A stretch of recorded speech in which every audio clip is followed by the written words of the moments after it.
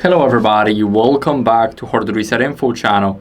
In today's video, I'll show you how to change subtitle settings on your HISENSE TV.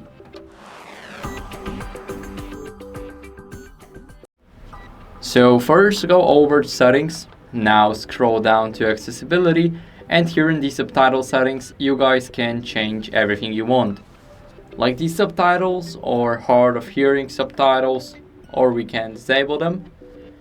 Now here, what else can we do is we have the primary subtitle and the secondary subtitle, so we can select both languages, for example English and let's say Spanish. So now what you guys can do is also enable the channel subtitle storage, and that's basically it. So I hope this video was helpful, and if it was, then leave a like, sub and a comment, and I'll see you in the next one.